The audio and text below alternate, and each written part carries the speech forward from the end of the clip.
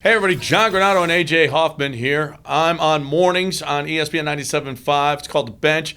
AJ's on afternoons. It's called The Blitz. So we're going to talk a little Astros. Well, let's talk a little Major League Baseball pitching here. First, so many injuries, AJ. Verlander's out, Peacock, Osuna, Devo, Pruitt, Presley's been out, Forrest Whitley's shut down. What the hell? Who's to blame? You think it's the schedule, the no spring training, or is it just this happenstance? I think the teams are to blame. The pitchers are to blame. You got to get yourself ready for the season. They knew that this wasn't a normal season. They needed to make sure their bodies were prepared to start the season no matter what. It's easy to say, well, we blame baseball or we blame this because we didn't have a spring training.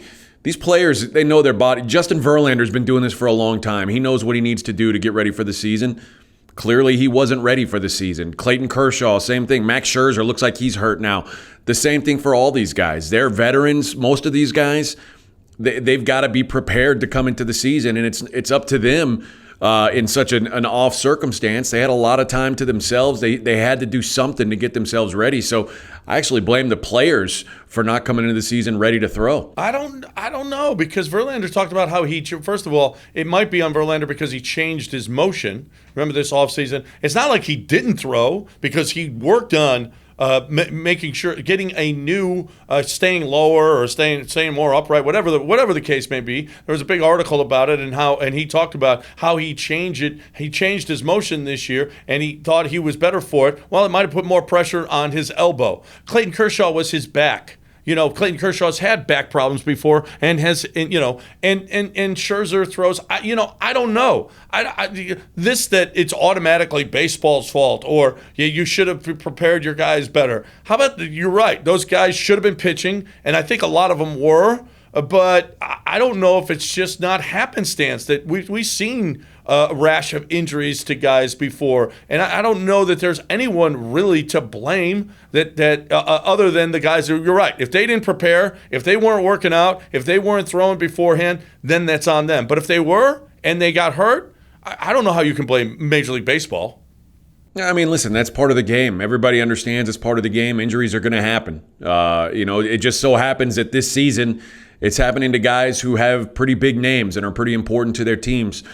We see a few of these every year. Maybe it's just the early part of the season. We're going to see it this year. And next year we could see it, in the late part of the season. It could just be happenstance. But it does seem odd that a lot of these top pitchers are going down so early in the season. Hey, I want to ask you about if we're going to complete this season. But first, AJ, what about Boomer Naturals? I love my mask. I know you got yours right there. Breathable. Don't put it over your eyes. Put it over your mouth and your nose.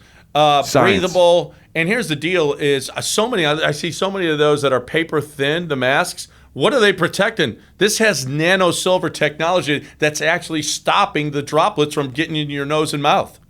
Yeah, I mean, it's one thing to just wear a mask because you've got to wear one to go in the store, but if you're going to bother with it, you might as well have one that actually protects you, and that's what this Boomer Naturals mask is doing. So I think it's great. I'm glad that we're working with them, and that's the only kind of mask I'm wearing going forward. BoomerNaturals.com, promo code Granato. Don't put in promo code Hoffman. No, promo code Hoffman. Code Granato, Granato.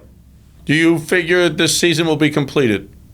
No, I really think, when you see the scheduling problems that they have when a team like the Marlins or the Cardinals messes up even a little bit, much less the Marlins messing up kind of a lot, let's face it, it just throws everything for a loop. Now they're trying to do double headers almost every day for some of these teams.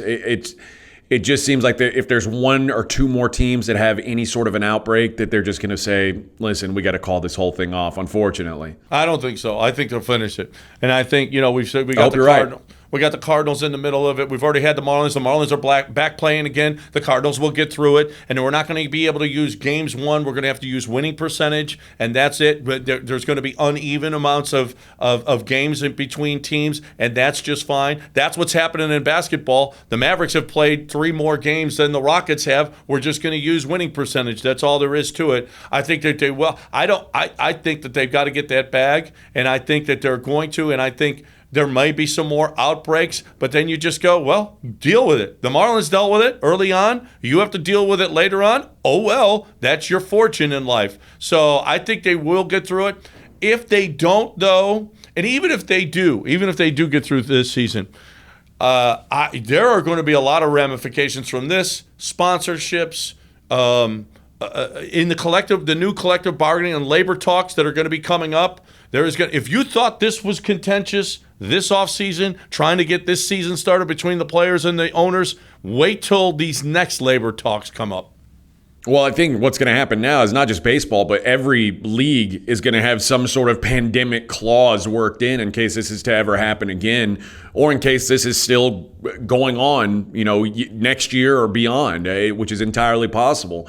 So I think there is going to be some strife amongst really not just baseball because they're next up, but all these organizations when they start to renegotiate these collective bargaining things. There's going to be clauses that say, hey, what happens when this happens? Mm-hmm. And I think that there's going to be contention, certainly. Yeah, listen, next year sponsorships are going to be way down. But probably fan attendance is going to be down because so many people lost so much money. The owners didn't put that into the agreement that they had initially with the players, and it cost them when they went back to the table. They're going to fight for that profits are going to be down in the near future, and players are going to say, we don't care, we want our bag. It's going to be ugly, these next labor talks. Count on it.